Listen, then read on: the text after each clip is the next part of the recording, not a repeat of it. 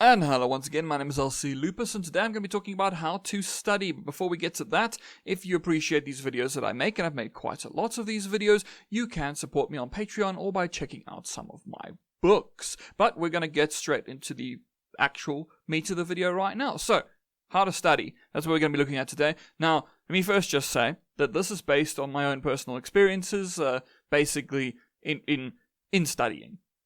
Essentially. So this isn't based on any kind of sort of scientific approaches or anything like that. This is more just my personal experiences and how I was able to study over time and how I recommend that other people study. Now, I say this as someone who is a postgraduate student, so I have a master's degree, and also I was a teacher. So basically, studying, I've done a lot of studying, and I've also taught a lot of people sort of how to study and or given advice at least. So this might be helpful to at least some people, but just so you know, definitively, it is my own thoughts and ideas, not based on anything else. Okay, so basically, let me first just say here, the very top, you'll see I put practice makes perfect. This is just a common thing with whenever it comes to, learning any kind of a skill, right? The more you do it, the better at it you will get. That's just really, really obvious. I would assume most people do know that that's how you get good at things, by doing it over and over again. That is how you become better. So that is something I will always just advocate, right? If you keep studying, you will get better at a thing. So the more you do, the better it is. That's a very, very obvious thing. So basically with all of these suggestions that I make, the more you do it, the better you will become. Okay, now also at the top here, I've put try to be healthy, take breaks, and get enough sleep. Now, the reason I say try to be healthy and not be healthy, originally I was just going to say be healthy, but the thing is, that is quite actually a classist statement, because being healthy often is determined by various economic factors, right? If you can't afford to be eating healthy, then you can't necessarily be healthy in that sense. So try your best to be healthy. Try to eat nutritious food and exercise, things like that. Irritatingly, this is much like with mental health, very, very annoyingly, it is genuinely good for your cognitive functioning, for your ability to handle things like studying, and also for your ability to handle things like mental stresses. It is annoyingly important to be healthy as possible, because the less stressed your body is, the more your body is functioning at its optimal level, the less likely you are to be struggling with various things, which is annoying because it basically means that a lot of the time it can be in our own hands. Now, obviously it's not always the case, but just try your best to be healthy. Also, of course, take breaks. Do not just study, because things don't actually stick in your head. And also, really doing that whole night before thing where you study the whole night before is not actually a way to learn. It is a way just to pass exams. I know a bunch of people who have done that kind of thing, and they're able to do it quite well, and they're able to pass their exams. However, ask them a year later and they don't remember anything. It is better to actually learn things rather than to just prepare for exams. Just preparing for exams, I would say, is not enough. I would say you actually want to know the concepts. And then also I said, get enough sleep.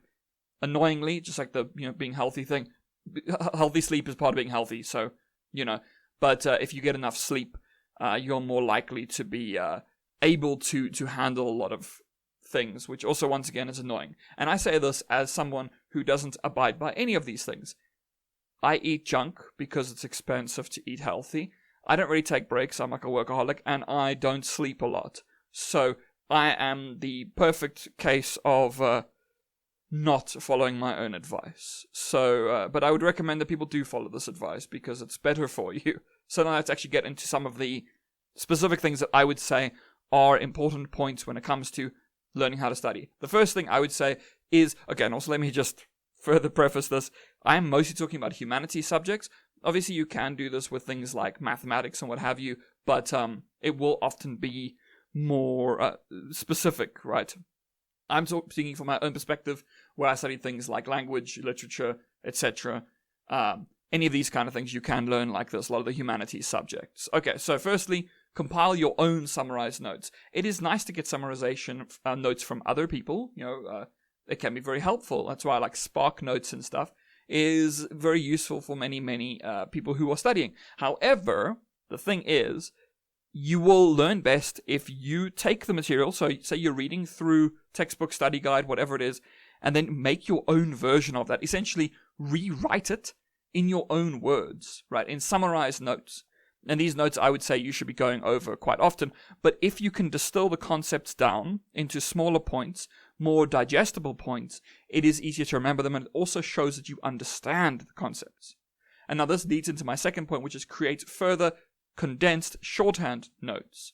Okay, I used to do this where I would rewrite an entire study guide, like in summarized form, right? I would have my book there, and then what I would do is I would go in, and in shorthand, I would basically create my own extra notes. And this notes I could actually keep on me. I literally would have it in my pocket every single day, and I would take it out and look over it every single day, multiple times a day, to kind of continuously reinforce it. Now, summarized notes, other people can understand. Shorthand, really only you can understand, because you have your own specific shorthand. So let's just say, for instance, in something like that I studied, something like, say, narrative time. Here's an example. I would have in my summarized notes an explanation of each of the main points. I'd be like, this is what order is, this is what duration is, this is what frequency is. And then in my own notes, I would basically just say time, order, duration, frequency. And then I would have to know how to repeat those things without having to look at my own notes. So this is where I go into the next point, which is rote memorization of basic concepts. Rote memorization does not actually indicate that you understand anything at all. Rote memorization is just where you basically, rote learning is just learning and then repeating it and memorizing it, which doesn't actually mean you understand. However, what I will say is, if you can learn kind of a sort of rote recitation, the word I'm looking for, rote recitation of fundamental concepts, and then if you can further explain them outside of rote recitation, that means that you kind of understand them, right? Because when you go into an exam, you need to know all of the concepts and be able to remember all of the concepts. And then once you can remember all of the concepts, you need to be able to talk about them.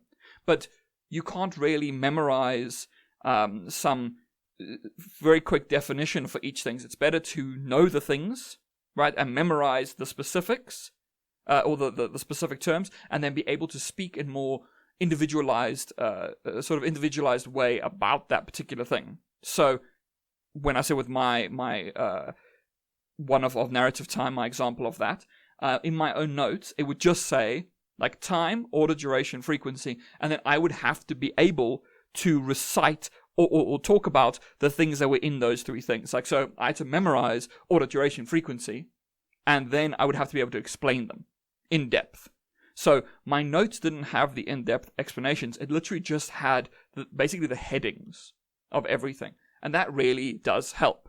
Okay. And that's also why, to this day, even though I studied this stuff long ago, I still remember a lot of this stuff. For a lot of these videos that I've made, which go over a lot of these literary theory things, which I did in my undergrad, I still remember a lot of it. Right? So I understand a lot of this stuff, and I remember a lot of the stuff because of the way that I studied, which was kind of a heavy reinforcement over and over and over again of these concepts. All right, the next thing I put here is read beyond what you are prescribed. Now, you might see in a lot of university courses and stuff, you'll get two main types of readings. You get prescribed reading and recommended reading. Prescribed reading, you have to read. It will be like what you're actually being tested on. Recommended reading is stuff to further your knowledge. And I would say, go beyond what you're prescribed. Don't just read what you have to read. Read more than you have to read. Read a lot more, because you want to be able to learn and understand these things. You want to be able to actually do more. You don't want to just sit with a tiny understanding based on the baseline. You want to actually be able to show how much you know. So reading beyond really helps. And this goes into the next point where I say use informal non-academic sources.